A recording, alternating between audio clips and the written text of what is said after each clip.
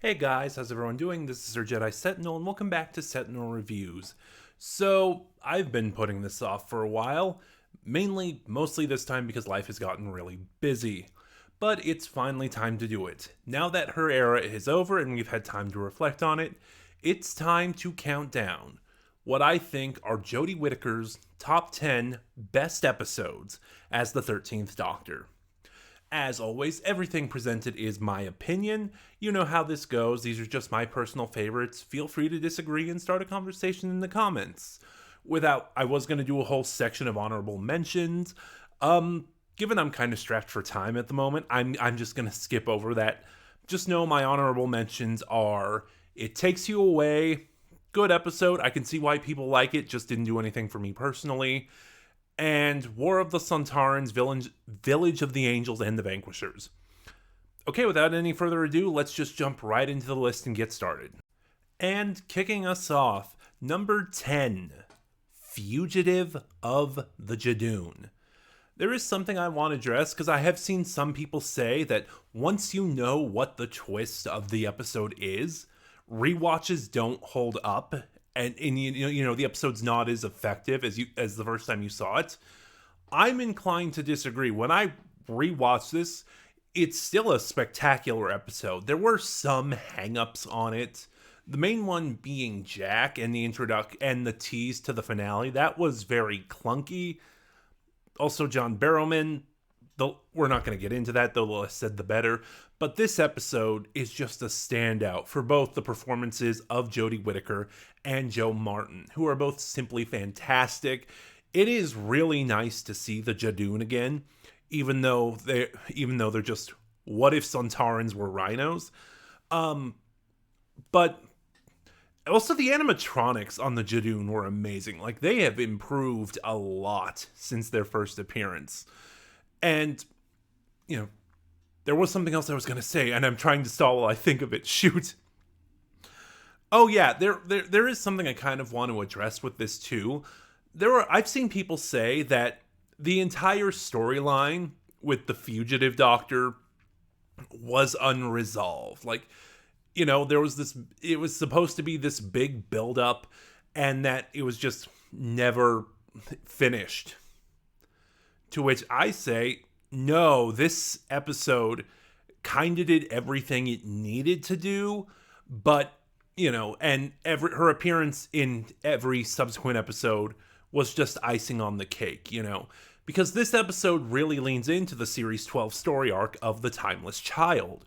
And when we finally get the revelation of what that is, it makes it very clear that this was an incarnation of the Doctor that existed before William Hartnell.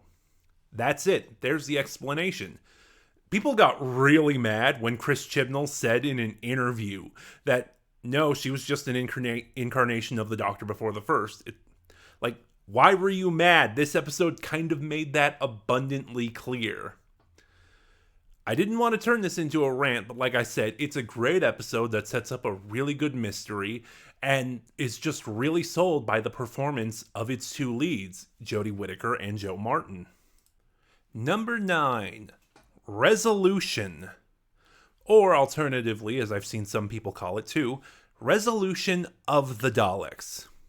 While I do enjoy this episode, I think I like what this episode does more than the episode itself. Keep in mind, I do like the episode itself, but what Resolution does is it redeems the Daleks. It makes them a viable threat again.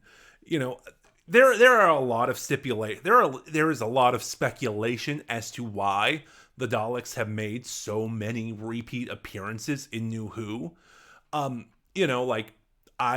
was of the belief that it's part of a what's the word? Negotiation with the Terry Nation estate. That if because there are really weird rights issues with the Daleks, like the BBC owns the rights to the voice, but not the rights to the design. It's a whole thing is the point I'm getting at. But, there is speculation that if the show does not use the Daleks once per season, then the Terry Nation estate will revoke the show's rights to use the Daleks. And even more recently, even though that's the thing I believed, and that's the thing a lot of the fandom believed, that doesn't exactly seem to be the case. There is still some weird rights issues going on, but, you know, that's probably not why the Daleks have made one appearance a season. Anyway, that was a bit of a tangent. Sorry about that, but it's getting to the point I was getting to. It kind of reached a point in New Who where the Daleks were becoming a joke. And this is even to the point where the showrunners would try to do something new and interesting with the Daleks, only for it to backfire, like the Paradigm Daleks, or the Dalek human hybrid in Daleks in Manhattan. Just a lot of backfiring that really even these psychological studies that were like, oh, the Daleks aren't really killing machines, they want all this other stuff. Which led to the worst episode in the entire show, The Witch is Familiar. But the point I'm trying to make is that after all of that horrible, horrible nonsense, Resolution redeems the Daleks. It makes them a viable threat again. They are intimidating. They are threatening. There is still the problem of the Daleks falling victim to the inverse ninja theory, because, like in Revolution of the Daleks, there's an entire army of the Daleks that the Doctor defeats with ease, whereas in Resolution, it's one Dalek that takes an entire episode to defeat. But yeah, no, it also retcons a lot of the nonsense that the show tried to do with the Daleks. Like, The Witch is Familiar is my punching bag to this. Oh, The Witch is Familiar. Oh, it's not the Daleks. It's just the casings that are evil. 2/3 of Resolution is the Dalek mutant. No, it's the mutant. Again, The Witch is Familiar. Oh, that horrible ending. It doesn't matter who wins or loses as long as there is mercy. And, this whole thing that Davros programmed the concept of mercy into Daleks.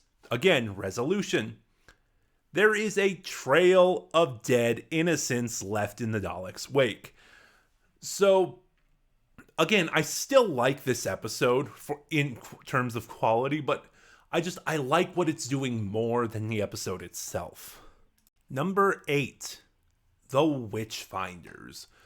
So, this is an episode, I think the first time I saw it, I was really harsh on. But on my second viewing, I really warmed up to it a lot. My big issue still stands, that in the third act, when the quote-unquote witches are revealed to be aliens, because New Who is afraid of the pure historical, that's where the episode kind of falls apart. But upon rewatching, it's not as big a problem as I initially thought. Yeah, there is still some issues with it, but there is still some issues with the ending. But the overall quality of the episode and everything leading up to that is so strong that it's not that big a deal. This is one. Also, Alan Cumming as King James is amazing. Here's the thing. I honestly think the Whittaker era had some of the best guest stars in the show and some of the best performances from guest stars in the show. Most of the time, there were a couple slip-ups, like Mark Addy in the Battle of Ranskorev-Collis, but for the most part, in terms of guest stars, the Whittaker era is pretty spectacular. Alan Cumming as King James is amazing, and this is one of Jodie's best performances. I liked her pretty strongly from the beginning, but that moment where they're kind of, for lack of a better word, waterboarding her, and she has that whole speech that she gives to King James, that is one of her standouts across the entire series. Number 7, Spyfall.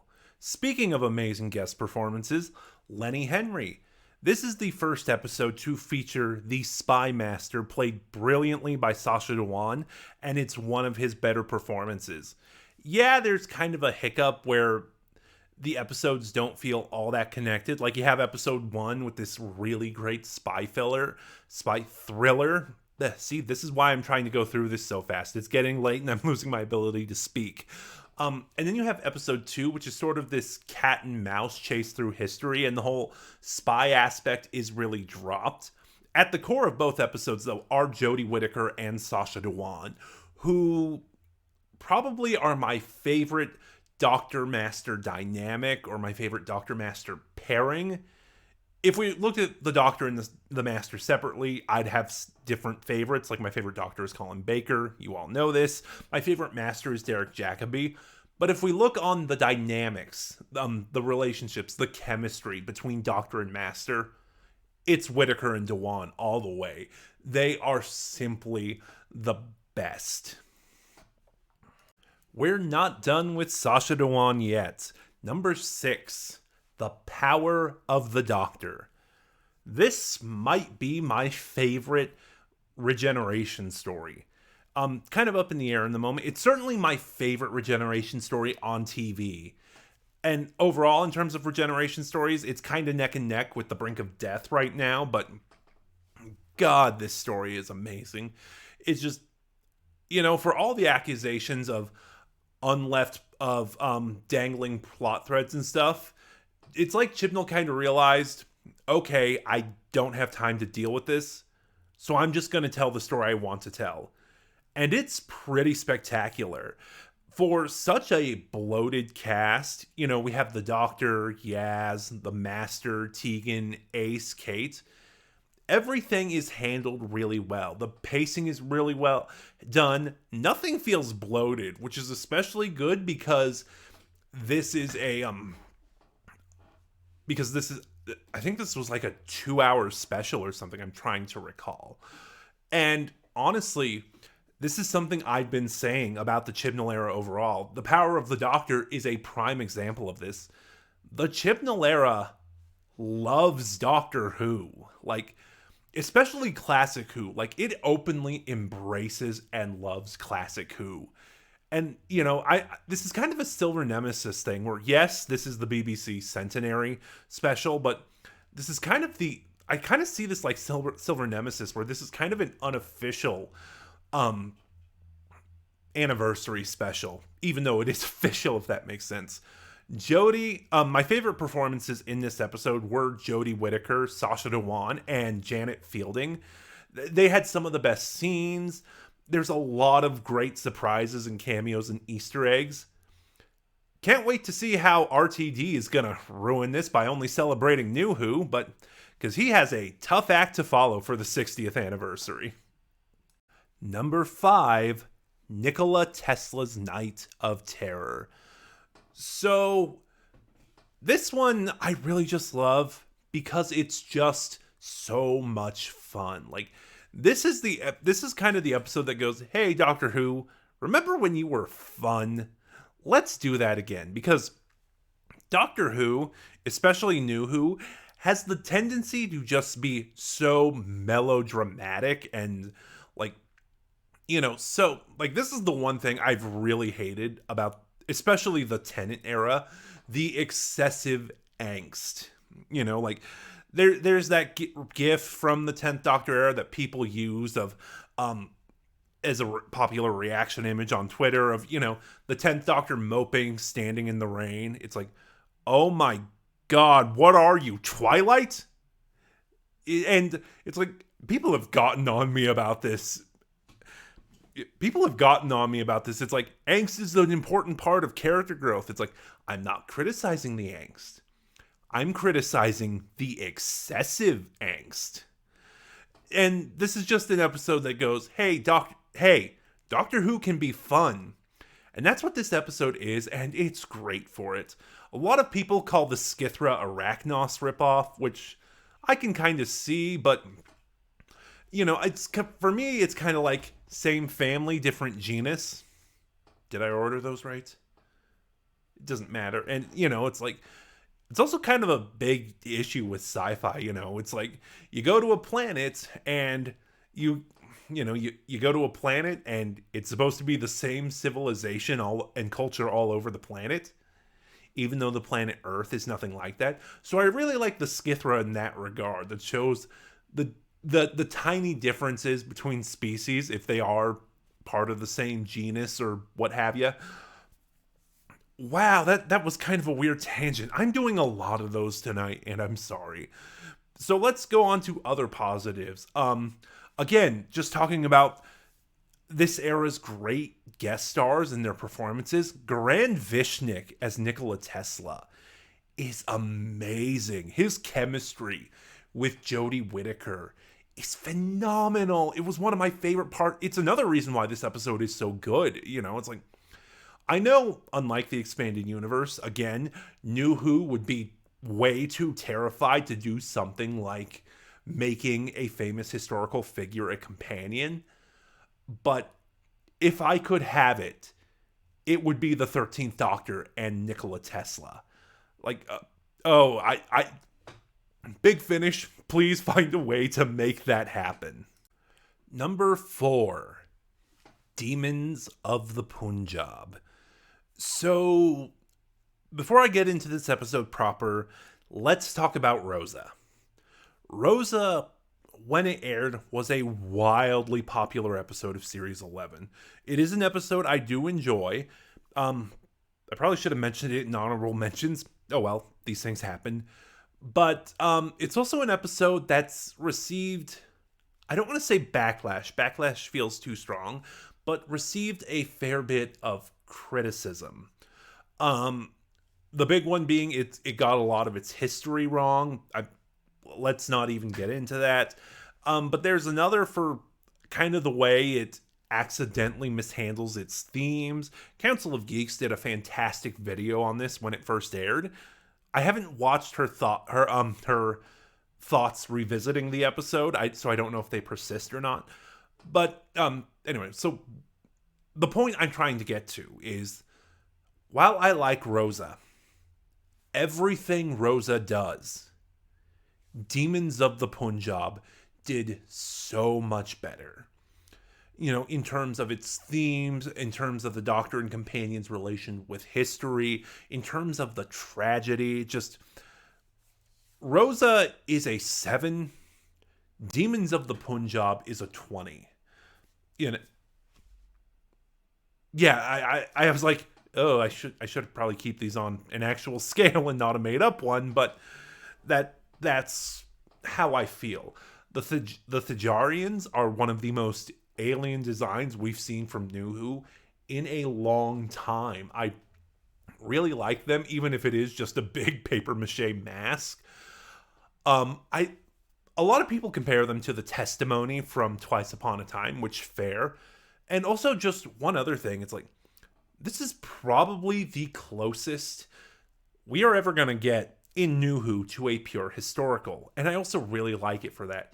Hell, I argue that it is a pure historical. So I'm going to end on my defense for why it's a pure historical, because I don't have enough to make a whole video about it. But like, my point of reference is the Marian conspiracy.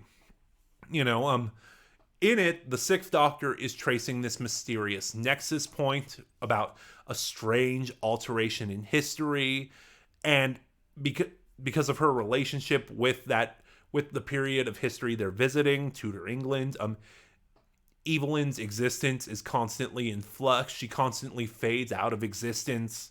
So the Doctor makes this device to keep her rooted in reality. And despite all that sci-fi stuff, the fandom considers it a pure historical. The Thajarians have no bearing on the plot of Demons of the Punjab. You know, they're there as observers. They're there as spectators. Everything that happens is driven by the history of the partition of India.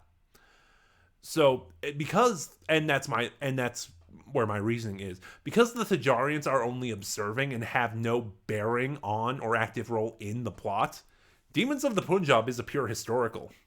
Number 3, Eve of the Daleks. The best of the New Year's specials and Chris Chibnall's best Dalek story.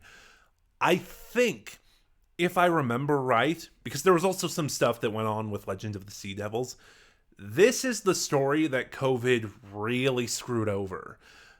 Again, if I remember that right, I might be remembering it wrong. And in that case, what we got was handled really well. Like, going forward in a post-pandemic world, the entertainment industry has had to change drastically. And some shows, because of that, are struggling. Like, they still think, oh, hey, we can still do the same stuff we were doing before the pandemic. And that's not the case. It's simply not. And here's the thing. Eva the Daleks gets that. It knew what its limitations were, which is why we have the isolated setting, the small cast.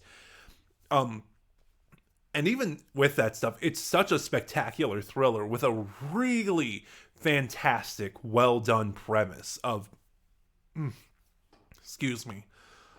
the Doctor and companions stuck in a time loop with the Daleks continually killing them. But, the time loop only lasts until midnight, New Year's Day. But every time they die, they respawn a minute closer to midnight. That's such a fantastic way of creating tension. Once again, the Daleks are really well handled and really well characterized. The side characters are really good. There's a lot of humor, and it's not out of place.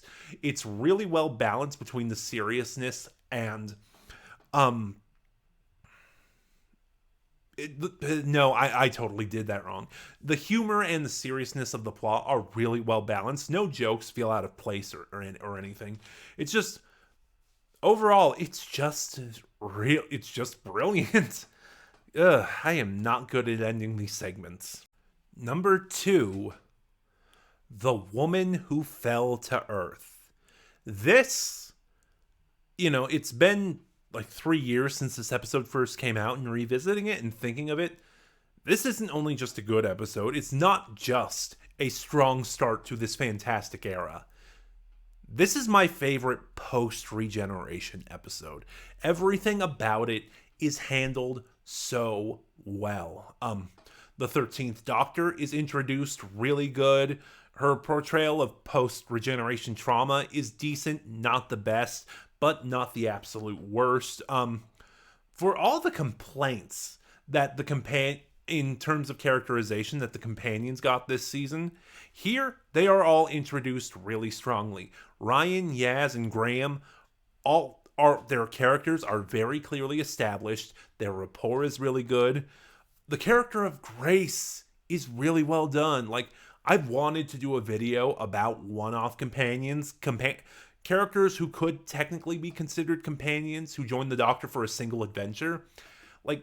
And Grace would be on that list. She was my favorite performance in this episode. And just, I like how small scale it is now that I think about it. That's not something that happens a lot in New Who. Because there's always big stakes to every adventure the Doctor goes on. The fate of the Earth, the fate of the universe, the fate of the world, and especially in post-Regeneration stories, that's kind of a problem. Rose was an Auton invasion of Earth. The Christmas invasion was a Sycorax invasion of Earth. The 11th Hour, Deep Breath. And that's one of the other things I really like about The Woman Who Fell to Earth. It's so small scale. It's just an alien hunter who is hunting for his prey. Some random Earthling has been tagged as his trophy, and he's hunting him. It's kind of a play on Predator is one I hear a lot, or, the short story, The Most Dangerous Game. Also, this episode is just visually stunning. The effects looked beautiful. The color grading was beautiful. The directing was great.